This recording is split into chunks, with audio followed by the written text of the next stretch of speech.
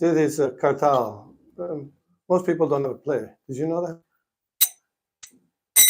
You do that with the third part. That's called a sizzle, and that's a very important part of the play of kartal. Usually, everybody speeds up on the kartals. You know, you know the song Jai Radha Madhav? How does the last line go? How does the last line go? Who knows? Come on. You know, you're just being shy. Come on. Last line. Starts with a Y. Oh, okay. Yeah. Is it in Bengali or Sanskrit? It's Bengali. Yeah. So in Bengali, usually they say Y's or J's. Jamuna, right? And where's the accent in the Jamuna? Where's the accent? There's, you know, the diacritic mark goes over the first A or the second A. What do you say? You say the second. Anybody the first? Is it Yamuna or Jamuna? Jamuna. Yeah, I always thought it was the second A too, but I was wrong. You know this? I said, no. Yeah, because these are the whole song are the names of Krishna. You know, Radha Madhav, Giri Varadhari, Jashodanandan. Yeah, these are all names of Krishna.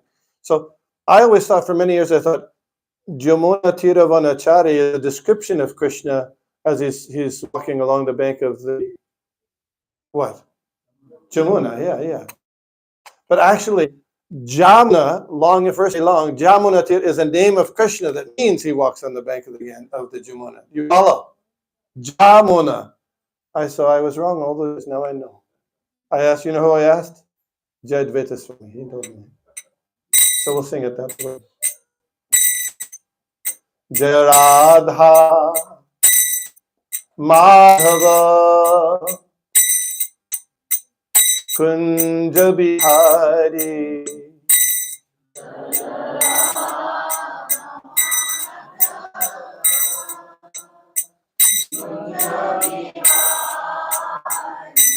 Jai Radha Madhava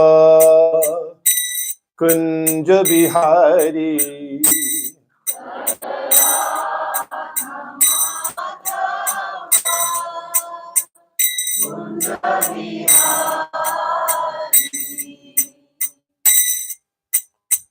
Gopi Jana Vallabha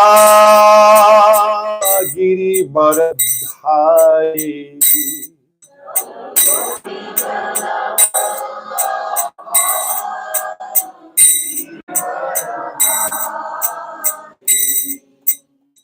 Gopi Jana Vallabha Giri Baradhari.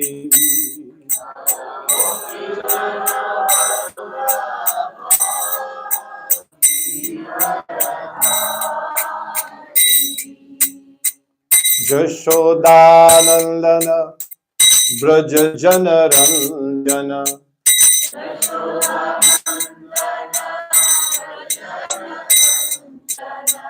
Jashodanandana Braja Jana Ranjana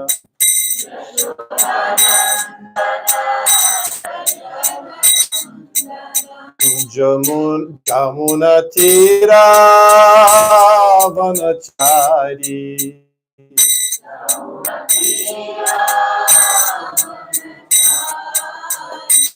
Jamuna Tira Vanachari.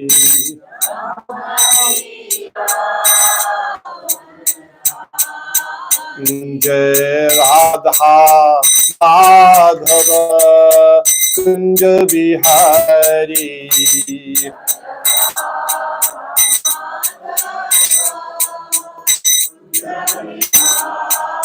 Jai Radha Madhava Kunja Bihari.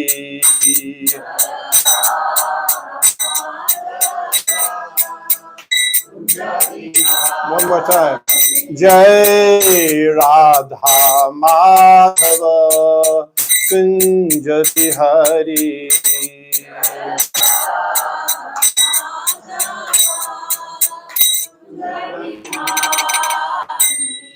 Jai Om Vishnupad Paramahams Paribrajak Acharya Ashtotara Sata Shishmar's Divine Grace A.C. Bhaktivedanta Swami Maharaj Prabhupada ki jai.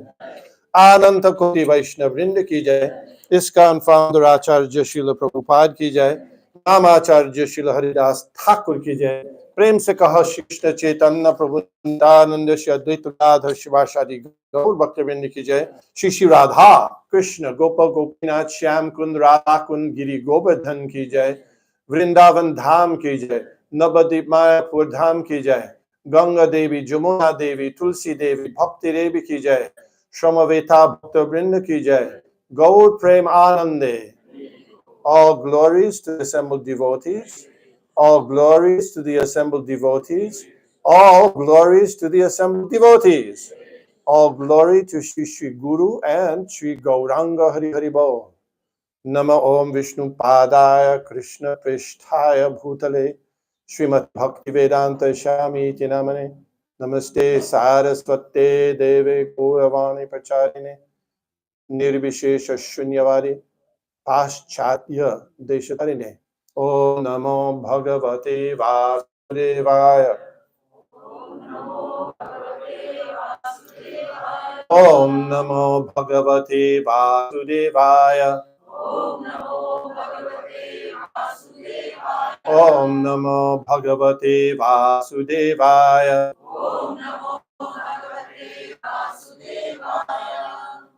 We're going to read from Srimad Bhagavatam. You didn't. I told Madan Gopal he didn't tell you the verse. Okay. Can you? It's 7th canto, 6th chapter, text 1. 761. This is the chapter is Prahlad Maharaj instructs his schoolmate. Shri Prahlad Uvacha Kaumara Acharit Pragyo Dharman Bhagavatanha Dulabham Manushang Janma Tadapyadhruvamattadam. No, you don't have it yet? Okay. Shall we wait until you get it? Okay. Shri Prahlad Uvacha Kaumara Acharit Pragyo Dharman Bhagavataniha Dulabhang Manushang Janma Tad Apyadhruvam Attadam. Shri Prahlad Uvacha Kaumara Acharit Pragyo Dharman Bhagavataniha Dulabhang Manushang Janma Tadapyadhruvam Artadam.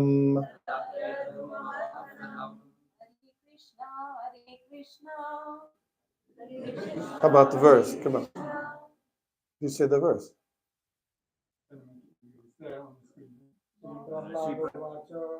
Shri Prahlad Uvacha Kaumara Acharit Pragyo Dharman Bhagavataniha Dulabham Manushang Janma Tad Apyadhruvam Artadam. Somebody else?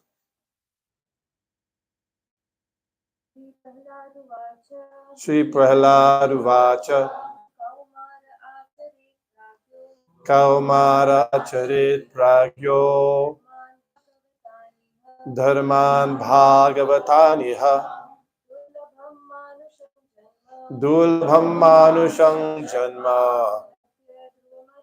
Tadapyadhruvam Artadam. Shri Prahlad Uvacha. Prahlad Maharaj said,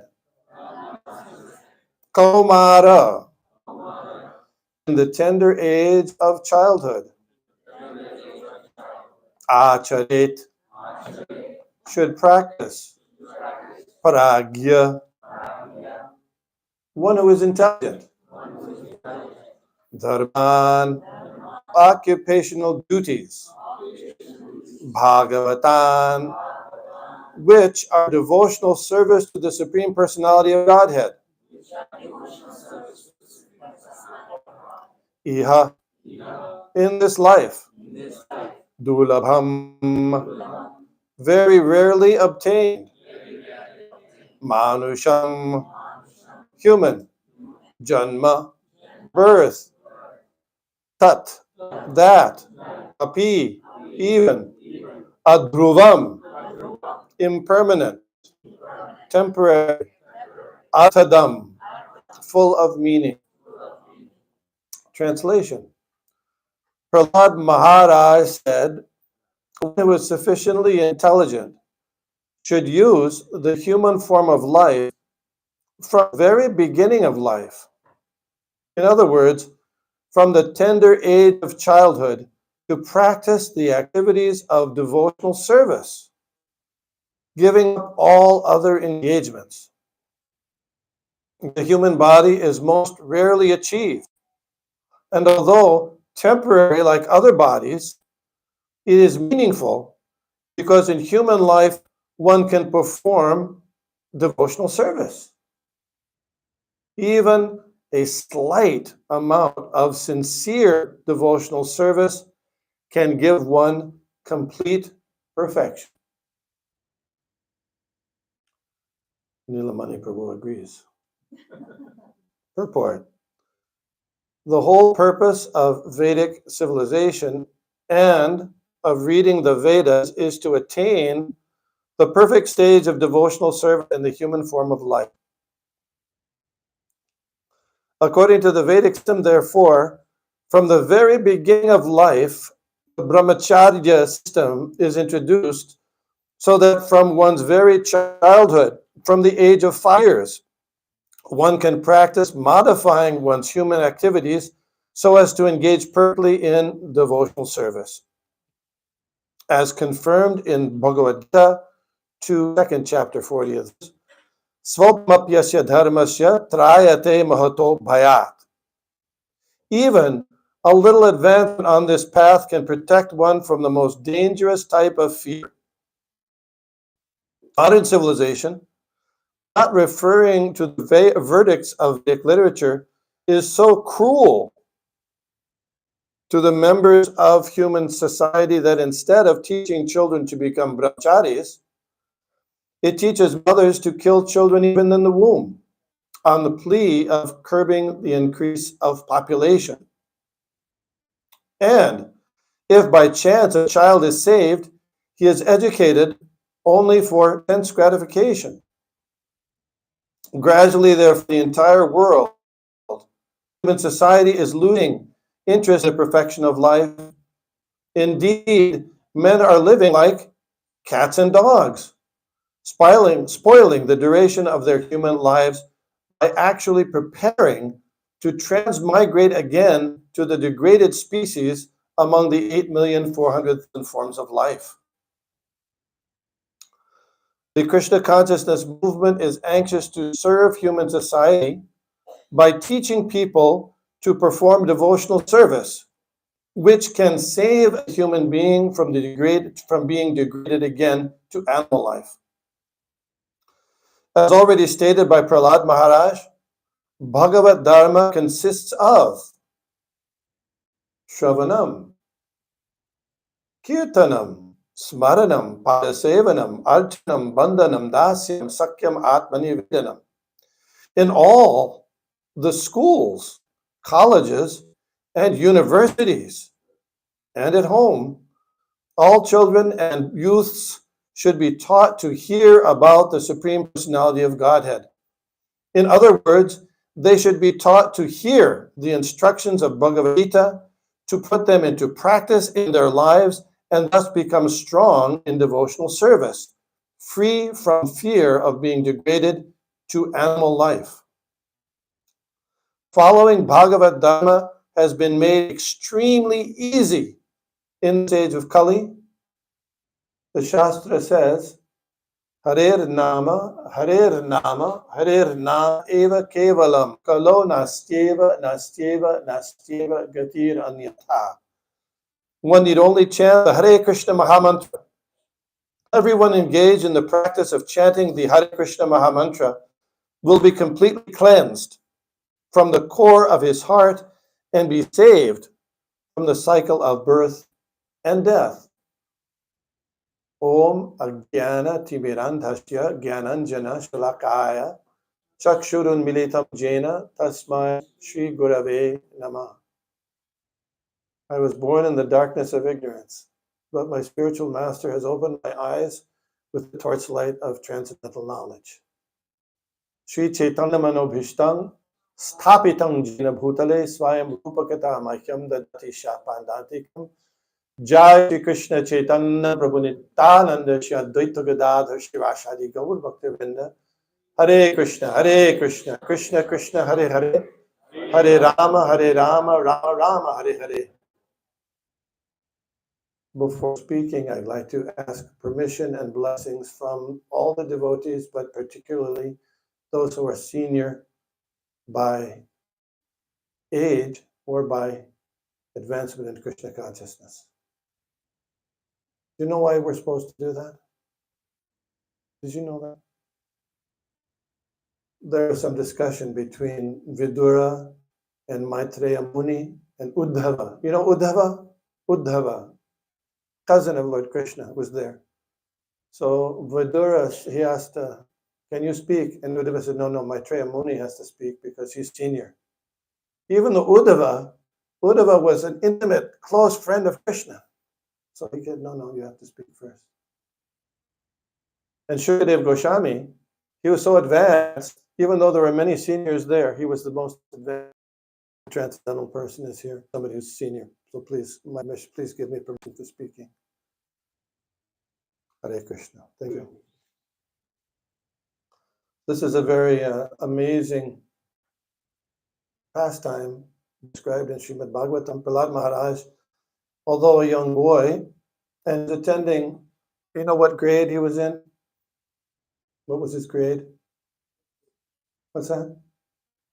Kindergarten. Maybe first grade, maybe, but isn't that a kindergarten and first grade, right?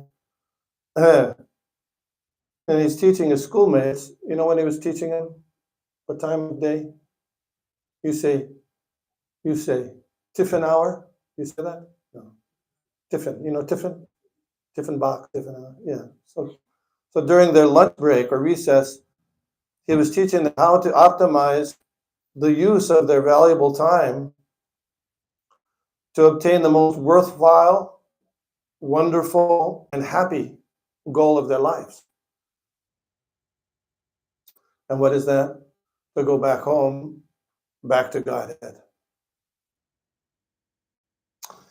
His school, like many contemporary schools, was run by administrators and teachers who were either ignorant of or opposed to the idea that the source and essence of life is eternal. You follow? Are you following? Conscious and spiritual, not a product of a conglomeration of inert physical elements. You follow? Dismissive of the fact that after being evicted from one's current mortal frame, everyone, you and I, gets another body according to our work and our consciousness. And also, such teachers and administrators are unaware that there is a Supreme Personality of Godhead who is the ultimate controller, the most dear friend, and that service to him is the most sublime and peaceful condition for all people. You follow? Because those topics were banned from the standard syllabi or curriculum, right? This is very similar to popular modern curriculums. Therefore, young Prahlad was airing these weighty subjects during the tiffin hour. The topics had the power to correct the misunderstanding that's been repeated again and again in the formal class presentations. And Srila Prabhupada is noting in the purport, I don't know if you picked this up, it's not like some people, some philosophers, and some even in psychology, they say that beliefs, you have beliefs in things, they label them epiphenomena. Have you ever heard that word before? Epiphenomena. You know what a phenomenon is, just a thing. An epiphenomenon means a thing doesn't really have any consequences. It doesn't really matter. If you have feelings, who cares? If you have thoughts, who cares? If you have beliefs, who cares? So they're labeled this way by many philosophers. But Srila Prabhupada does not accept that. Beliefs have consequences. They exist. For example, I think we just passed this very little political thing. The 20th anniversary of the invasion of Iraq. You know that? So there was a propaganda that Iraq had weapons of mass destruction, right? Right? Presentations and so. And so what was the result? You gotta invade, right? Beliefs have consequences. Or more recently, there was a belief that was accepted by a large section of the population that the election was stolen, right? Isn't it? Therefore, there was a mass gathering at the Capitol building. Beliefs have consequences. So actually, there's a nice book, interesting book called "Lies My Teacher Told Me," authored by James Lowen. Did you ever get lied to by your teacher? You got lied to by your government, so certainly why not your teacher? Lies my teacher told me. And it catalogs the abundant falsehoods to which students of all ages in the United States and other countries are directly or indirectly indoctrinated with. And what is the most insidious and devastating untruth, lie, that is promulgated in our educational system? What is the most devastating and insidious lie? That is that we are the physical material body. It's the number one. The foreseeable and direct consequence of that, remember I said beliefs have consequences? Remember I said that? Yeah. What is the consequence of thinking, of believing that you are this physical material body? That gratifying the senses to the end of life is the only goal of human civilization. And as Srila Prabhupada clearly points out in the verse, people are spoiling the duration of life by preparing to transmigrate again into one of the degraded 8,400,000 species of life. That is called violence. You know, so that belief that we're the physical body sets the stage for something called kama. You know what kama is? What is kama? Come on. So anybody, here's a definition given in the Chaitanya Charitamrita. Atmendriya priti vancha tare bole kam. You know this one? Atmendriya priti vancha tare bole kam. Krishnendriya priti icha dhare prem nam. To want to drive to satisfy, wanting to satisfy your own senses, that's called kam. And wanting to satisfy the senses of Krishna, that's called prem. Yeah, very simple. And what Krishna says in Bhagavad Gita, that kama esha prodha esha rajoguna sabuddhava mahashano mahapapa vidi esha vairinam. The biggest enemy that we have in this world is not the Russians or the Chinese or they're not. It's what? Kama, lust. And where does lust come from? this misconception that we're the physical body, right? This is a big deal. It's a big deal. And even if a young person is exposed to alternative information by going to the home or to the temple, the power of illusion is so strong because of the social environment, it's very, very difficult to escape.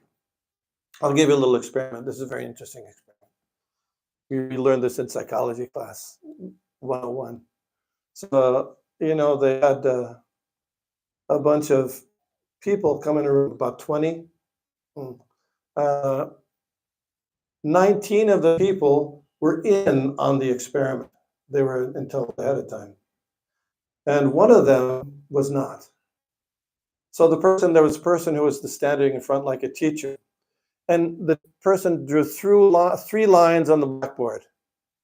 The first line was much shorter than the second two lines. Follow? Are you with me?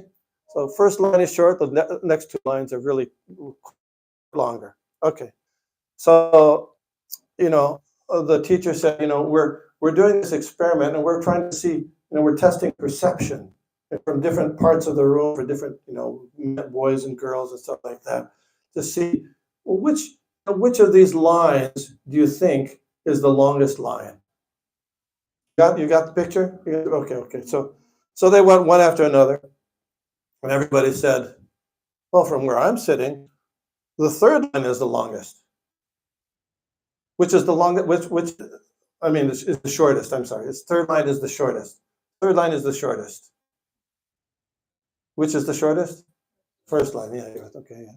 So they went around there, 19 people. Oh, yeah. It's the third line is the shortest. The third line is. Then they got to the person who wasn't in on the thing, and they asked that person, which line is the shortest? Almost without fail, the person said, guess. Guess what they said. What? The third line. The eyes are there. You see directly what they're seeing. But because of the situation, the social pressure, isn't it? They said, the third line is the longest. The shortest. Third line is the shortest. Yeah. So this is so here we're seeing Prahlad. Prahlad is in a situation, but somehow he's able to avoid that influence. You follow? Yeah. And he's in a really difficult situation. You notice he's preaching, he's teaching his classmates, and all these classmates are going to go home to their parents who are following material path. So it sounds like it's kind of like a hopeless situation, right? He's a 5-year-old boy teaching this. Yeah. Nevertheless, in spite of the difficulties, he did it. And therefore he's called a Mahajan. You know this word Mahajan. Swayam, Narada, Shambhu, Kumar, Kapila, Manu, Prahlad, Janaka, Bhishma, Bali, Vyasaki, Vayam. There are 12 Mahajans. And especially very, very well schooled and exemplary in a devotional service. One of those is Prahlad Maharaj. And, Yudhishthira Maharaj was asked, how do you understand how to follow religion? How can you understand religion? It's very difficult. Everybody's got a different opinion. So what was his answer? Mahajano Jaina Kata Sapanta. You got to follow in the footsteps of the Mahajans, right? Here's Prahlad Maharaj. He's a Mahajan. How are you going to follow his footsteps? Well, we're talking about that now. Okay. Now I'm going to introduce something a little different. And this is something I was a little hesitant to think about this, but I thought I'll do it. Have you ever heard of something called a critical period? Have you ever heard of that? Anybody? What a critical period is? No. Okay. Anyway, so it's something new. Okay, think about this. So, geese, certain species of geese, the first hours, the first 12 hours after they're born, if they see anything for more than 10 minutes, they'll follow it. Did you know that? So usually it's you ever see the geese or the ducks? Sometimes the ducks also, they'll follow their, ducklings follow their mom crossing the road. You've seen that maybe? Yeah.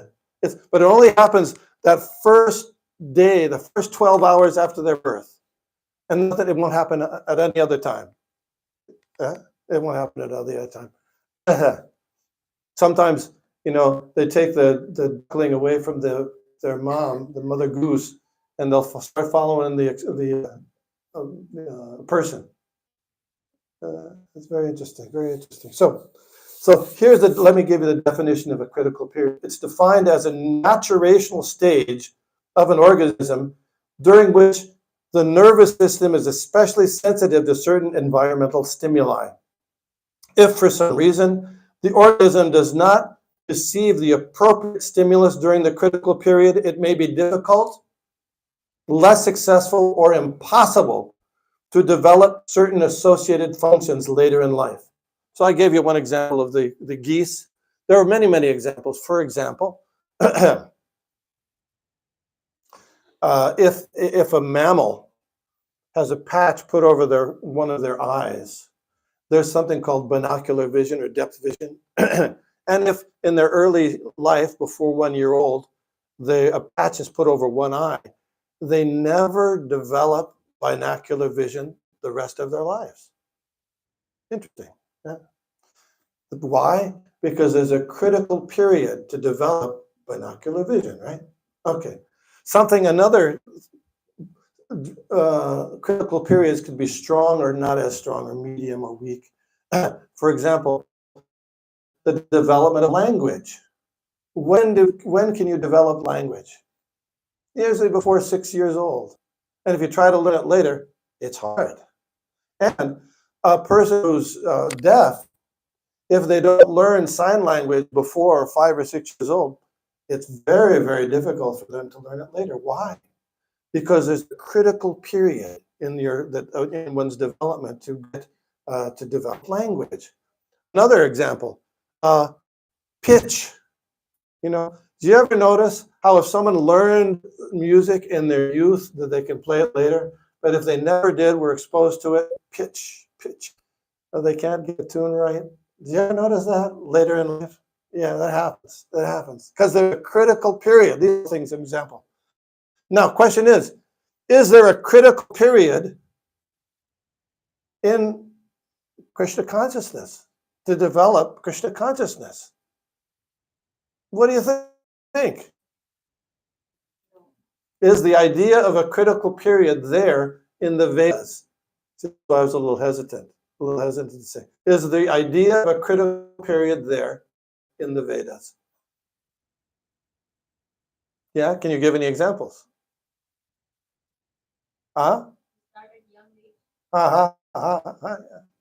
Yes, I was thinking we'll just take a step back. We'll take a step back first. Atato Brahma Jigyasa. What does Atato Brahma Jigyasa mean? Now that you have human form of life, now is the time to develop spiritual consciousness, right? Atato Brahma. So if you take, the soul is eternal, we have all these different species of life. In this one period, this human life is a critical period, right? To develop Krishna consciousness. Okay. Well, that's the kind of a broad critical period. Is there anything else in Vedic literature that hints at a critical period? What about Varnashram Dharma? In Varnashram Dharma, say someone is old, you get to be 50, 60 years old in your life.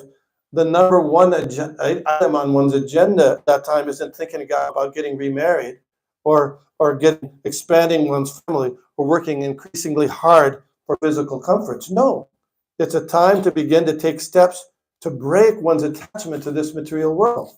You follow? Critical periods.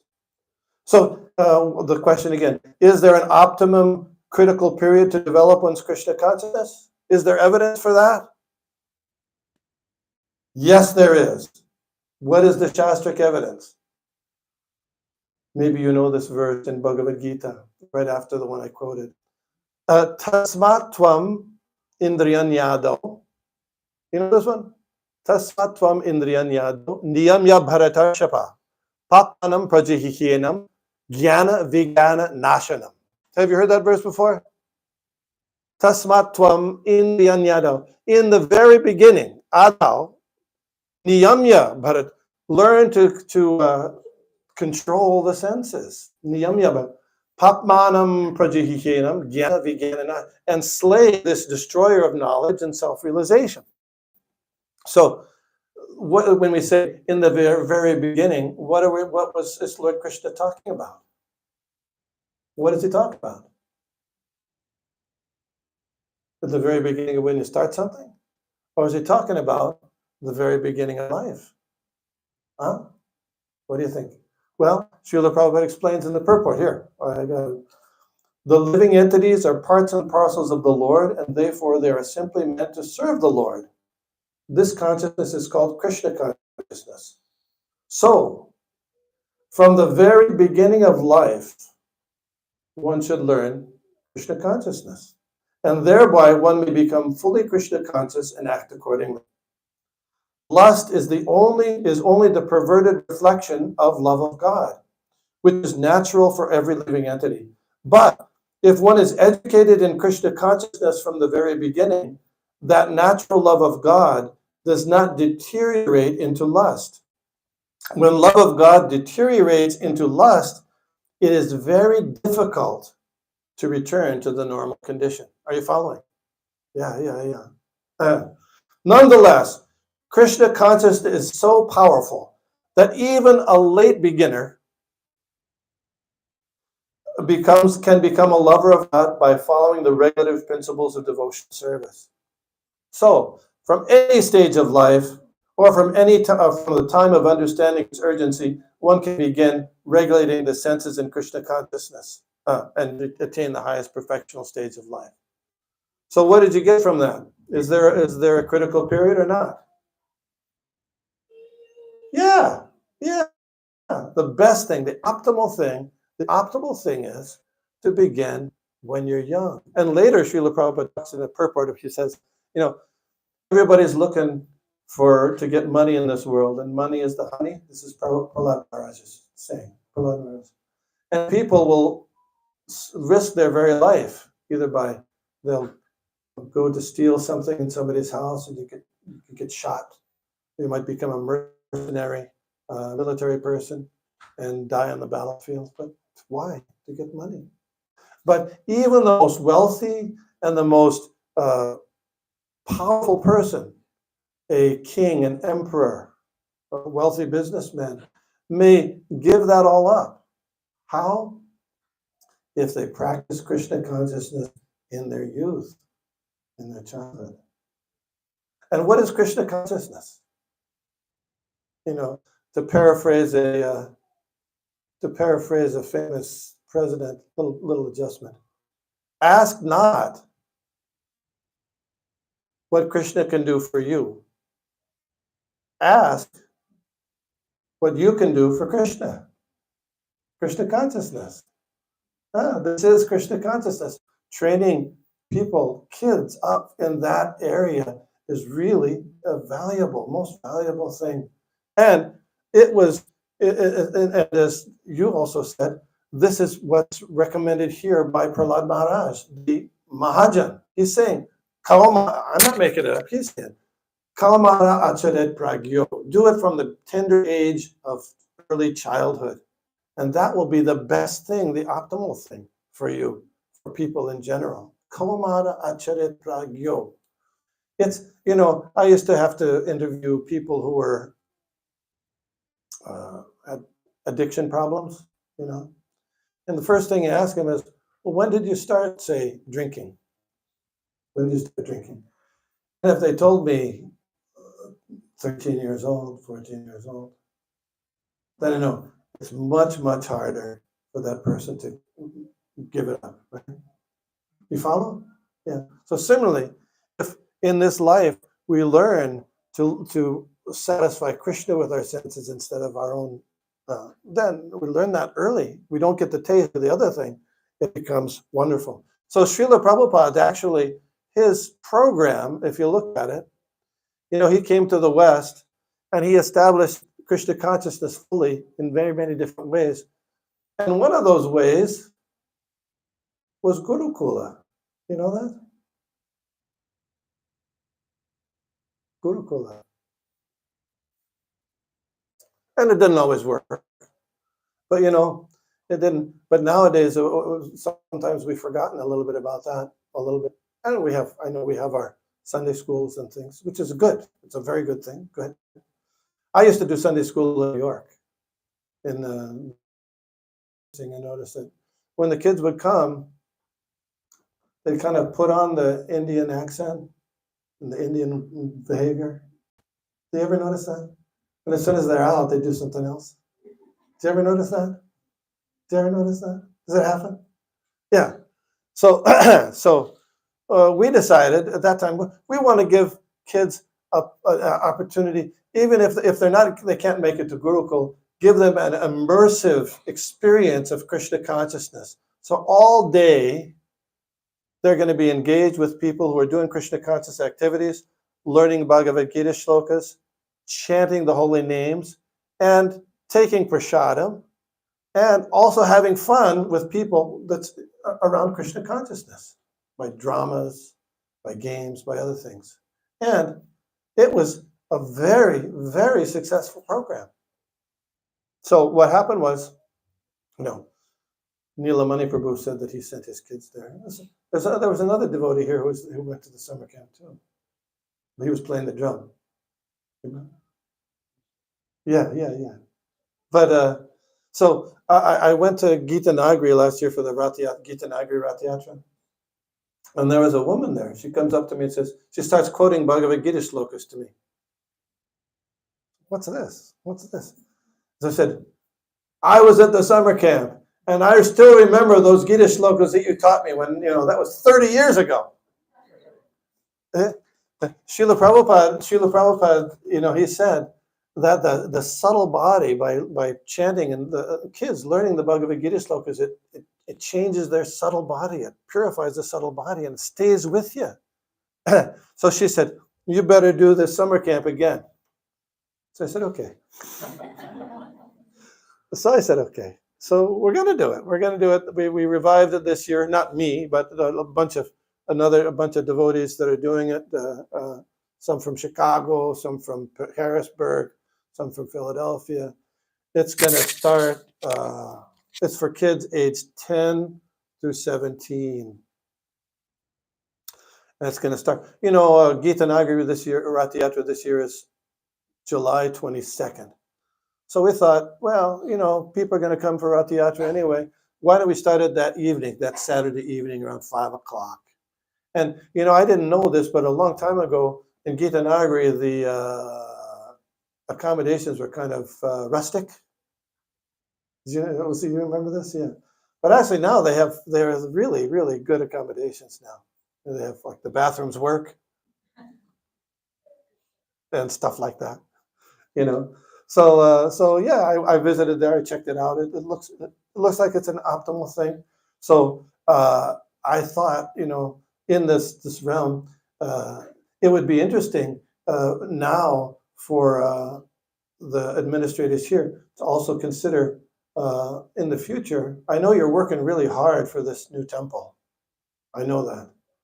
And you've gone through, really, you got to hand it to you. You've gone through so many, people, negativity, and people give you, not only the township, but even people within that give you a hard time. And, it's really daunting, the financial responsibilities. But that's amazing. It's something like, when, how the Ganges came to the earth. The Ganges came to the earth. It was like 3 generations it took. 3 or 4 generations, right? Bhagirath, there was Sagara, then his son, then Amshuman, then Dilip, then Bhagirath. But there was determination, so it was accomplished. So you're doing that determination here for this temple. Very good. I propose to consider, following the points that we made here in this class, that if you also add at some point a school, a Gurukul that will teach Krishna consciousness, that will be incredibly pleasing to Krishna and Srila Prabhupada. Srila Prabhupada included this in his program. It wasn't something, just unnecessary or added or whimsical. It was part of the program because of this, what we're talking about today, Kaumara Charit Pragyo Dharman Bhagavataniha. So think about it. Think about if you're interested in the summer camp, I have these flyers, a bunch of flyers you can grab from me at some point in time. So it'll go for 8 days, 8 days. It's an overnight. Everybody has to stay there. All the people will be checked for child protection organization, stuff like that. And the teachers and will be they're certified teachers actually going to be there teaching with the kids and such and such. So I know it's almost 6 o'clock. Should we have questions? Can we have questions or no? Yeah. Thank you so much for your time. Yes. Prahlad Maharaj, he got instruction from within the womb. Really early, yeah. So how important is that, like, for people in general, like to get to while the child is in the womb to try and give the sound vibration so that when they're born. That's very good. That's very good. It take all opportunity that one has from the very beginning, even in the womb. Yes. Good. Other questions? If anybody wants one of these, I have them here. These flyers. It's the sign up is online, but Hare Krishna. Thank you. Hare Krishna. Namo Vishnu Padaya Krishna Prishtaya Bhutale Shrimati Bhakti Vinachami Namane Namaste Saraswati Deve Gauravani Prachari Nivishishim Vari Pashtasta. Hare Krishna. That's it? Okay. Thank you very much. Thank you for your time. Hare Bol. Hare Krishna.